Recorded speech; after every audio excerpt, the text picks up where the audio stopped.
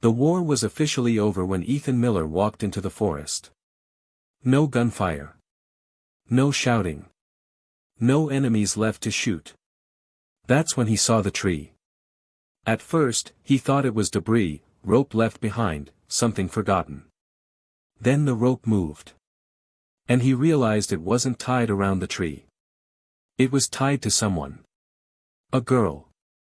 Barely conscious. Her wrists bound so tightly that her hands had turned the wrong color. Ethan had seen bodies before. He had stepped over them without stopping. But this one was still breathing. And that meant the war wasn't over. Ethan Miller was 27 years old and already felt older than his father. He had joined the U.S. Army right out of Texas, convinced that service would give meaning to the restlessness he'd carried since high school. By the time his unit was deployed overseas, that restlessness had hardened into something quieter, a permanent tension behind his eyes. The ceasefire order had come through that morning. Weapons down. Area sweep only. No engagement. Just make sure nothing's left behind, the commander had said. Ethan volunteered for the forest patrol because it felt easier than standing around with men pretending they were fine. The trees were tall and damp, the ground soft from days of rain. Every step made a sound that reminded him of walking on something alive. He still carried his rifle, though he hoped he wouldn't need it. He had promised himself that if he made it out alive, he wouldn't fire another round unless absolutely necessary. That promise lasted exactly 32 minutes. That's when he saw the rope. It was wrapped around an oak tree, thick, old, and pulled tight. Ethan's first instinct was to scan the area. No movement. No voices. The forest was silent in the way only recently violent places are. Then he noticed the rope wasn't swaying freely. It was connected. She was slumped against the trunk, her knees barely holding her weight. Mud covered her boots. Her jacket hung open, torn at the shoulder.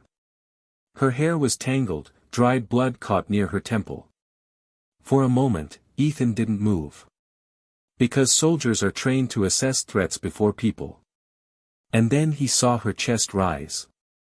He dropped the rifle. Hey, can you hear me? No response. He reached for the rope and felt how tight it was, dug deep into bark and skin alike. His hands shook as he pulled his knife free. The rope snapped. She collapsed forward, and Ethan caught her instinctively, as if she weighed nothing at all. Her eyes fluttered open. They didn't widen in fear. They didn't show relief. They just looked tired. And that terrified him more than panic ever could. Her name was Claire Bennett. It took almost an hour before she could say it. Ethan carried her to a small abandoned structure nearby, a collapsed hunting cabin with one wall still standing.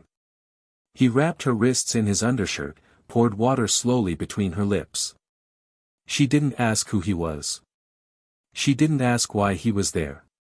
She stared at the fire he built, her eyes locked onto the flames like they were the only thing keeping her anchored.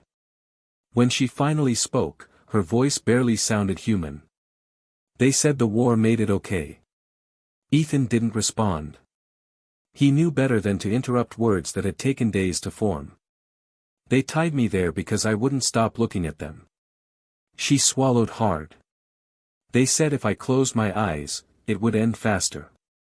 Ethan felt his jaw tighten. He had been trained to endure physical pain. This was something else entirely. How long were you there? He asked. She didn't answer. Instead, she pointed at the tree. The ground beneath it told the story. Old footprints. Layered. Trampled mud hardened and broken again. This wasn't a moment. It was days. Claire had been a volunteer medic. Civilian.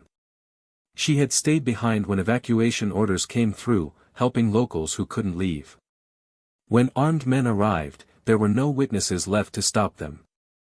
I stopped screaming because screaming made them laugh, she said quietly. Ethan looked away, ashamed of his uniform, his insignia, everything he represented in that moment. "You're safe now," he said, though the words felt weak. She turned to him. "Safe doesn't mean untouched." That sentence stayed with him longer than any gunshot. They reached the refugee checkpoint the next morning. Doctors took Claire immediately. She didn't resist, but before they separated her from Ethan, she grabbed his sleeve. "Don't disappear," she said. "I won't," he replied. But he already knew he would. Because Ethan carried something she didn't know yet. That night, he sat outside the medical tent and stared at his hands. 2 months earlier, he had been part of a unit that passed through this same forest. They hadn't stopped. They had followed orders. They had heard shouting in the distance and labeled it non-combat noise. Ethan hadn't tied the rope. But he hadn't untied it either. When Claire returned weeks later, thinner, steadier, alive, Ethan told her the truth. She listened without interrupting. When he finished, she said something he didn't expect. "You didn't save me from them," she said. "You saved me from being forgotten." Ethan broke down. Not because he was forgiven. But because he wasn't. Forgiveness wasn't what she offered. She offered truth.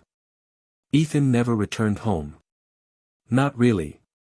He resigned quietly, declined honors, avoided interviews.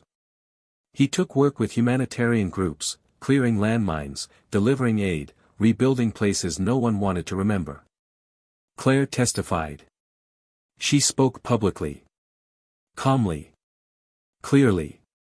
She never used Ethan's name. But she ended every speech the same way. The war didn't end when the guns stopped. It ended when someone finally stopped and looked. Years later, Ethan visited the forest again. The tree was still there. No rope. But the marks remained. He placed his hand against the bark and felt the weight of everything that survives violence. Some stories don't ask to be told. They demand it. And some wars never really end. They just change the people who carry them.